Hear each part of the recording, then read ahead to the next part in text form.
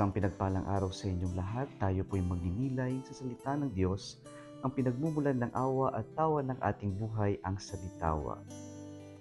Mga kapatid, isa po sa nakakalungkot na nangyayari sa lipunan natin ngayon ay ginagawa nating normal yung hindi normal. Ginagawa nating tama yung hindi tama. O kaya naman, hinahayaan natin o ginagaya natin yung ginagawa ng ibang tao maski alam natin na mali, at dahil may mga gumagawa na ito ay pinapahayaan lang natin o kaya naman nagiging okay na sa atin kasi marami naman ang gumagawa nito. Mga kapatid, sa ating ebanghelyo ngayon, pinalalim ni Jesus ang pagkaunawa natin sa 6th commandment tungkol sa adultery, at sinamahan niya pa ito ng divorce.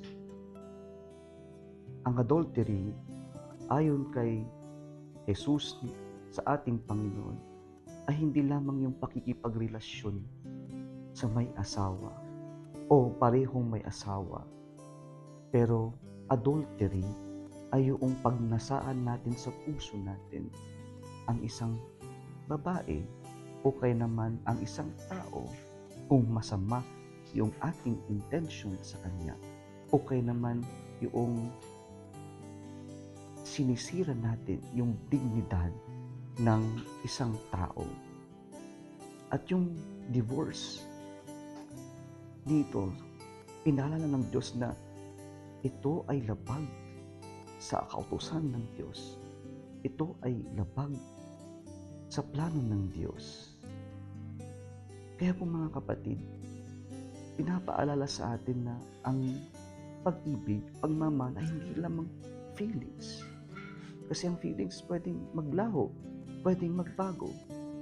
Pero more than anything else, Jesus is emphasizing that relationships are commitments, are meant to be forever.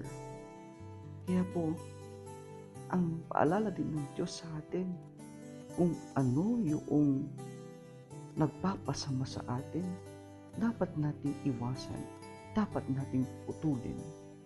Nakakalungkot sa panahon natin ngayon, maski alam nating bawal, nang dahil lamang nagugustuhan natin, ipinagpapatuloy natin.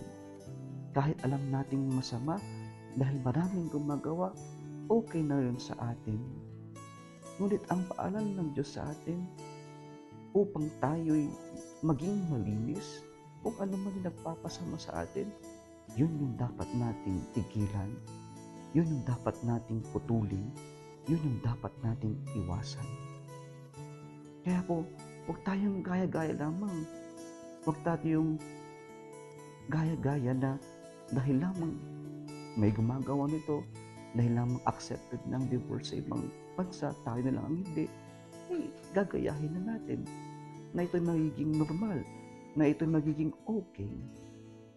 Ngunit sana po ang mas makita natin kung ito'y mali, kung ito'y masama, kung natin gayahin, kung iwasan natin, putulin natin kung ano man ang pwedeng makasama sa ating kaluluwa. Kung nagustuhan mo ang video ito, huwag kalimutang mag-like, i-share at mag-subscribe sa Salitawa Facebook page and YouTube channel. Muli isang pinagpalang araw sa inyong lahat.